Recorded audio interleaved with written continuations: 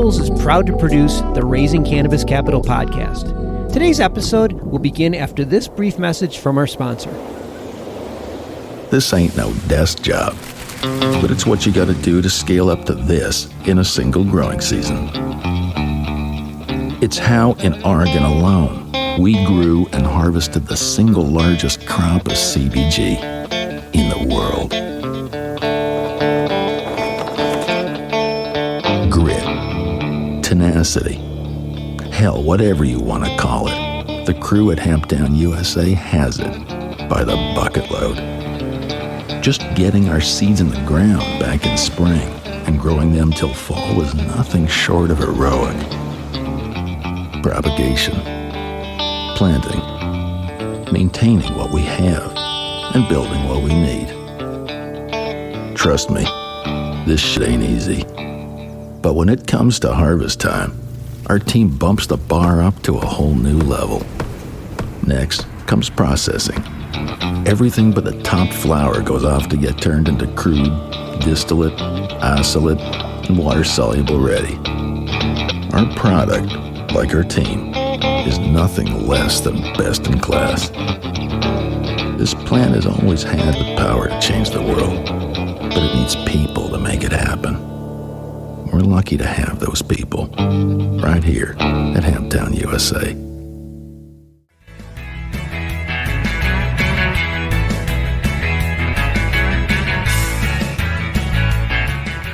Locate adults in specific markets with specific buying propensities, locate them on our network of partner sites, and serve them an ad. So we can compliantly define who we want to talk to and then reach them with an ad, track engagement, and essentially offer just basic programmatic advertising in a scaled and safe environment for cannabis advertisers. From MJBulls Media, it's the Raising Cannabis Capital Show.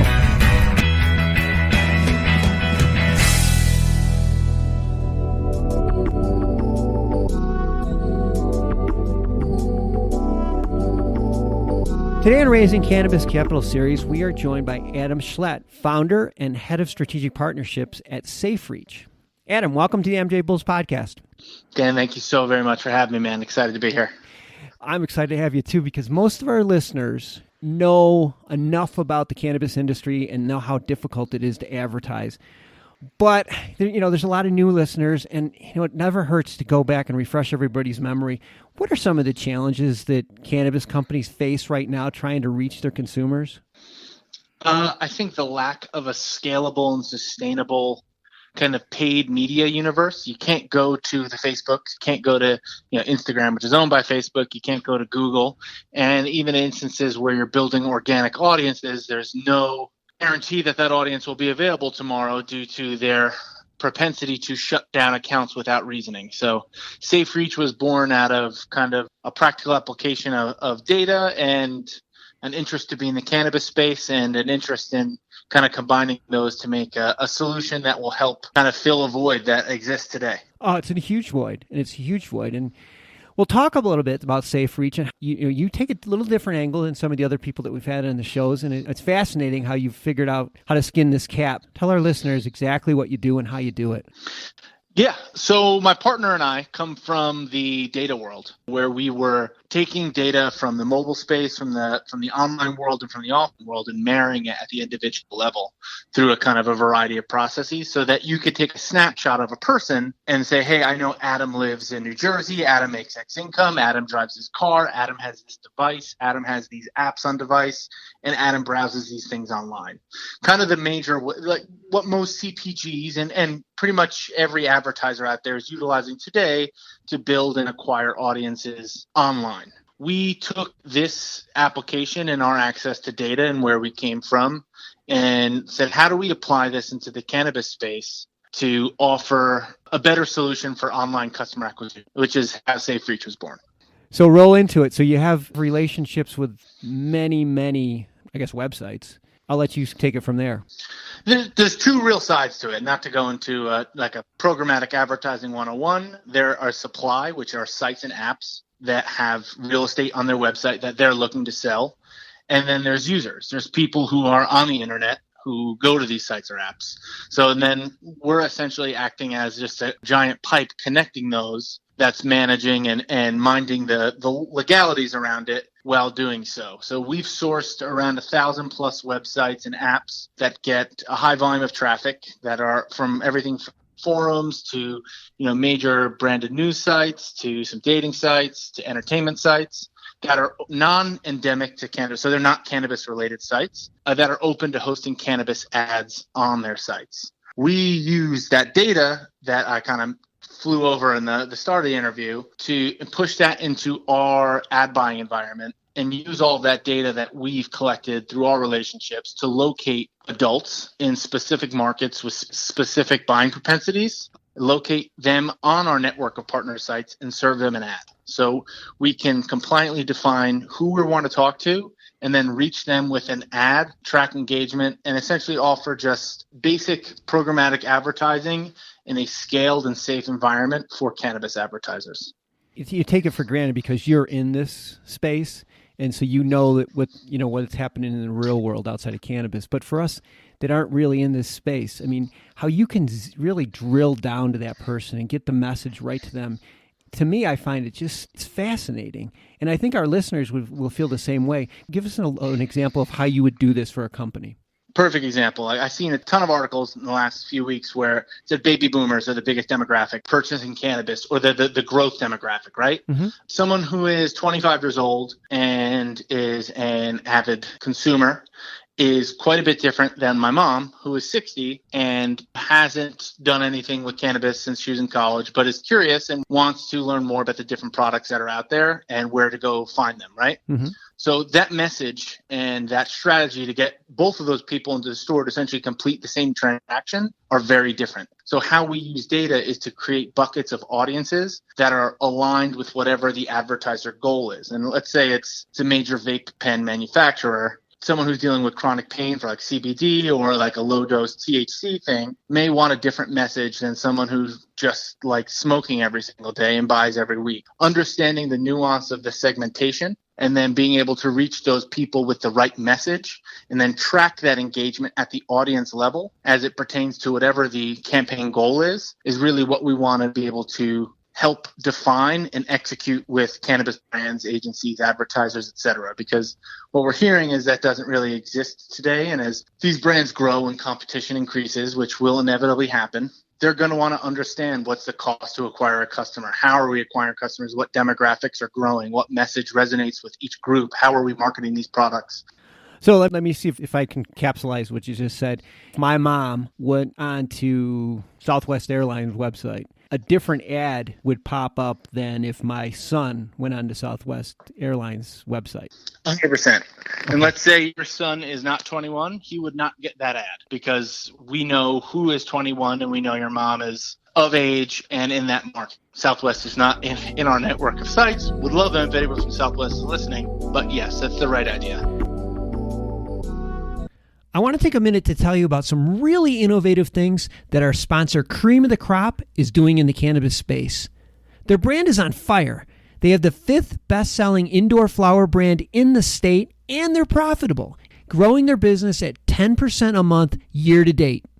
They're succeeding by helping cultivators turn profits through operation management and consulting in exchange for supply agreements.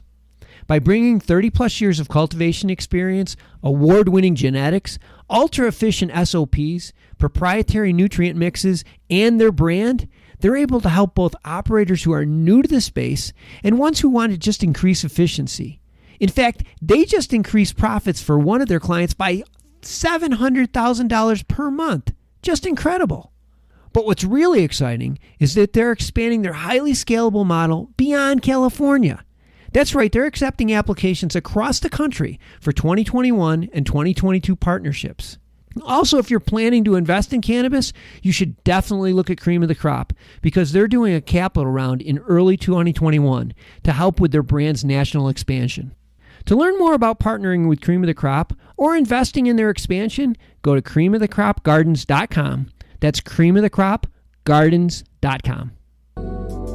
So moving forward, where do you see your company going? Like, what is the next step for you in this growth phase? We're familiar with a few of our competitors who have have a mixed bag of reviews. So I think the next 3 months, as we just launched last week with our live product, we've been working on this for about 8 or 9 months now. And as a passionate advocate for adult responsible use, have been keeping a pulse on when it was the right time to get involved with what we know how to do. I think over the next 3 months, we're going to be focused on just all organic growth. We work with a lot of agencies and some brands direct. I think it's no secret that the mass market, away from the actual cannabis industry, no one's trying to get involved. Growing any way we can, which will typically be through folks who interface with cannabis brands today, interfacing with cannabis brands directly and helping them, educate them on what's actually available to them now, how this works and how it's different, and then growing and scaling. So that involves probably some additional staff and maybe adding some additional infrastructure. And in order to do that, you're probably going to have to raise money because it's tough to do that through cash flow, I suspect.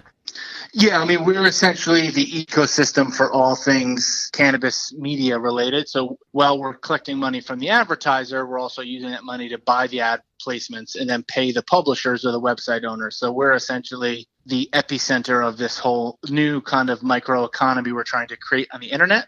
We definitely are going to need to propel growth. We'd like to maintain control as much as possible. The big thing for us is what we've discussed is who's going to help us grow through their network of partnerships or brands, not necessarily cannabis brands, but who's going to help us get our product into the most agencies or brands that can actually leverage it and utilize it correctly. Those are the people we're really looking to partner with. Yeah, so in addition to the financial injection, you also need those warm introductions and those strategic partnerships that are only available through some other organizations that already have some of these people that you're looking to partner with. If you're raising capital, what exactly are you looking for, and what's the opportunity for investors? Well, candidly, we're East Coast based, so we're probably going to need to move out to the West Coast. So I think that would probably be the next phase for us, is getting entrenched in the more established retail markets, which would be opening a sales and ops office out on the West Coast. So that's really what excites us the most right now. Well, we've been speaking with Adam Schlett, founder and head of strategic partnership at Safe Reach, with a hyphen in the middle. and we'll have all their information. I'll have Adam's email address and Safe Reach's website address on the MJBulls website. Adam, thanks for doing the show with us today. I find this fascinating, what you're doing, and I just think there's a ton of opportunity. So I'm really happy that you're on this show to share this with us. Can't thank you enough. Obviously, any opportunity we get to preach about ourselves a little bit is something we don't take for granted. And the way you guys are helping get information into the market about the different companies away from just their marketing websites and having more candid conversations is something, as someone who's got a thumb on the industry, I really enjoy. So thank you. And looking forward, hopefully we'll circle back in 6 months, 12 months and have some really exciting stuff to talk about. Well, definitely. You have to promise to be back on the show. So good luck.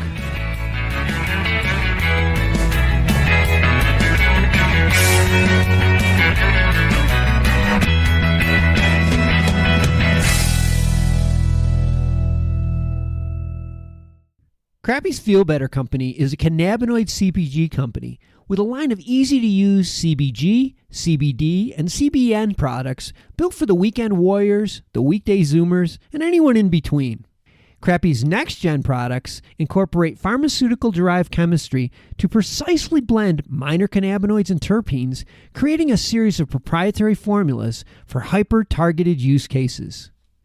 Harnessing a team of experts with over 75 combined years of chemistry experience, the company relies on its novel solubility technology, state-of-the-art delivery, consistent results, and unique eye-catching branding to stand out from the crowd.